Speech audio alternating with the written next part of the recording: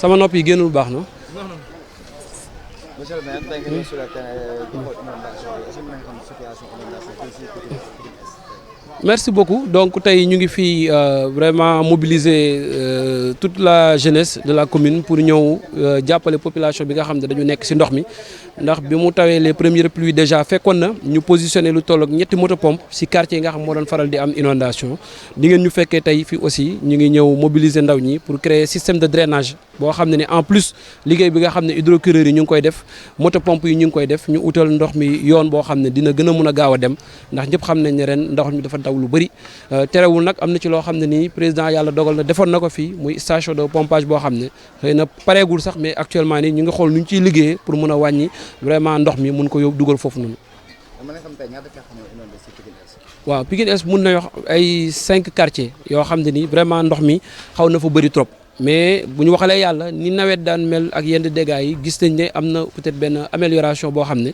te heure bu tawee aussi ñun ak suñu équipe dinañu fexe déplacé wu xool population bi ci yenn jafe-jafe lu ñu nekk xool aussi ban soutien lañ ci mën a apporter moo xam ay moto pompe comme ni ma ko waxee yu ñu positionné dinañ jàppale en carburant di motiver les équipes de jeunes yi nga xam ñoo ci nekk mais aussi ay camions hydrocureurs yoo xam ne ñu ngi ci nekk ci liggéey ak yeneen yoon yi nga xam ne ñun ñoo koy def di utal ndox mi yoon pour mu mën a génnee fi nga xamante ne tey dina mën a jëm directement si canal yi. mais tey période bi dañu naan fekk ñu nekk période nawetaan. par rapport ak situation bi période coronavirus bi nawetaan dafa am. mais tey ASC lan mooy seen rôle ñu war a jouer surtout si période en période bi nga xam ne inondation yi. waaw loolu moom message la vraiment appel la bu ñuy lancé ASC yëpp pour demander leen ñoom ñëpp ñu ñëw jàpp ci liggéey bi ASC bu nekk mu jóg jàppale quartier am ci inondation bi parce que tey jeunesse boobu noonu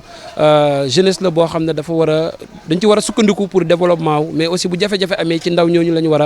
war a basé wu donc loolu ñu di leen lancer un appel fii nag wax dëgg yàlla y a beaucoup de jeunes qui répondent à l'appel de la mairie ndax fii ci commune bi yàlla dafa dogal dañuy organiser wu am benn comité de gestion des inondations at mu jot ba nga xamante ne ni heure bu nawet amee dina fekk acteurs yi ko séq yëpp ñu waxtaan ko balaa moo jot mais aussi fexe def un travail avant l'hivernage fu ñu war a xoos ñu xoos ko ak machine li ñu war a utal yoon ñu utal ko bu tawee aussi ñu génnaat parce que yenn saa yi dina am situation yoo xam ne loo planifié am na doole bu mu ñëwee mun na la bett day baaxaat nga jóg taxaw ànd ak ñi nga war a àndal pour am ci solution donc moo waral tey cette grande mobilisation boo xam ne tey génnaat nañu te nii lañ koy defee nag chaque jour di dugg ci kër yi di leen pompal mais aussi di xool mbedd yi nga xam ne la ñu war a yaatal ñu yaatal ko.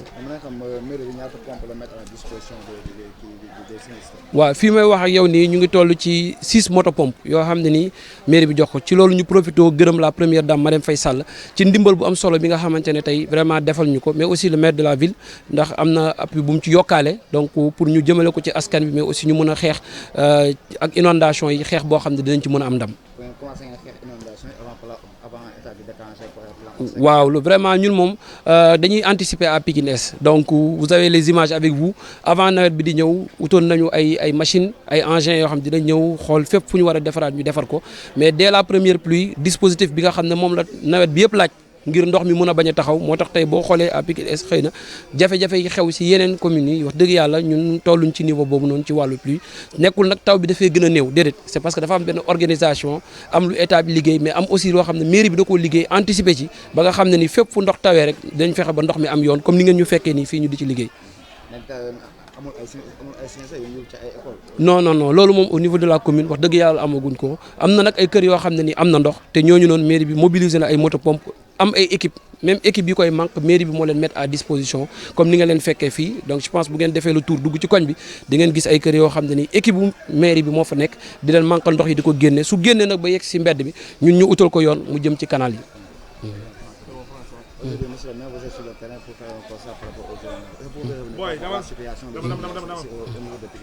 Merci beaucoup. Donc nous sommes ici à Pikine Est, donc particulièrement dans le quartier Nimzat 2. Donc vous nous avez trouvé sur le terrain pour essayer vraiment de faire face à ces inondations et de trouver des voies d'évacuation pour pouvoir libérer les maisons, mais libérer aussi les grandes artères. Donc même avant l'hivernage, on a démarré par la mise en place du comité local de gestion des inondations. Nous avons aussi mobilisé tous les acteurs, déjà en mobilisant aussi de grands moyens pour pouvoir anticiper, aménager les zones qui doivent l'être, pour vraiment amoindrir les effets de ces fortes fortes pluies. Donc, comme vous l'avez vu aujourd'hui, il y a une forte mobilisation de la jeunesse, donc, où nous travaillons à essayer de faire sortir les eaux de toutes les maisons, mais aussi de trouver des voies d'évacuation, à créer des tranchées, bon, pour pouvoir amener les eaux vers les évacuations, les canaux d'évacuation. Aujourd'hui, il y a combien de quartiers qui sont inondés au niveau de Pikine? Donc nous sommes à peu près à 5 quartiers donc, qui ont vraiment subi les effets des fortes pluies. Donc, mais vraiment par rapport à la situation, nous disons que la situation tend vers la normale. Donc il y a quelques maisons où il y a toujours de l'eau, mais on est en train vraiment, avec les équipes de la mairie, de pouvoir faire sortir les eaux de ces maisons et de pouvoir les orienter vers les bassins ou canaux qui existent au niveau de la commune. Parce qu'il y a un travail qui a été fait avant l'hivernage. Absolument. Donc à Pikine Est, nous sommes proactifs parce que nous sommes tout le temps sur le terrain et nous anticipons sur les problèmes. Nous avons eu à vraiment travailler avec tous les acteurs concernés. Chacun a eu à proposer et je pense que ces propositions ont été mises en œuvre et on a mobilisé de très gros moyens avant même l'hivernage en louant des chargeurs qui sont venus nous accompagner en termes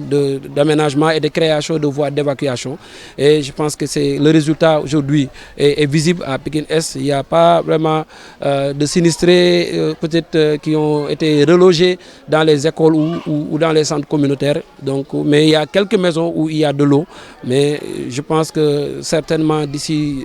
demain ou après-demain, s'il n'y a pas encore de fortes pluies, je pense qu'à Pikine Est, on ne trouvera plus vraiment d'eau de pluie ici. L'État avait mis un projet par rapport à Pikine, le projet d'évacuation des eaux usées à Pikine. Où en êtes-vous avec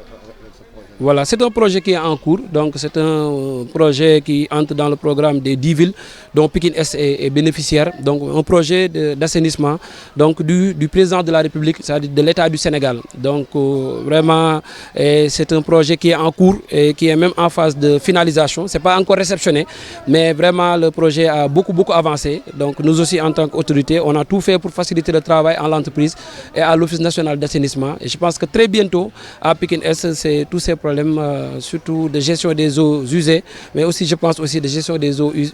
pluviales sera un vieux souvenir. Ce projet a réduit les inondations ici. Tout à fait. Aujourd'hui, vous nous avez trouvé à côté de la station. On est en train de drainer vers la station. Donc, et je pense qu'un an en arrière ou 2 ans en arrière, il n'y avait pas cette station. Elle n'est pas encore prête, mais bon, on a eu à discuter avec l'entreprise, avec l'ONAS, pour nous permettre de pomper les eaux de pluie, donc en attendant la mise en service de la station. Donc, vraiment remercier le chef de l'État, mais aussi remercier la première dame, Mme Faye Sall, qui a vraiment fait un geste de haute portée sociale, parce que nous étions vraiment dans de très grandes difficultés. Elle nous est venue en aide avec des motopompes, avec aussi une aide alimentaire. Donc, remercier aussi le maire de la ville qui a aussi apporté sa contribution. Donc, vraiment remercier tous les acteurs qui de manière solidaire travaillent pour régler définitivement le problème des inondations.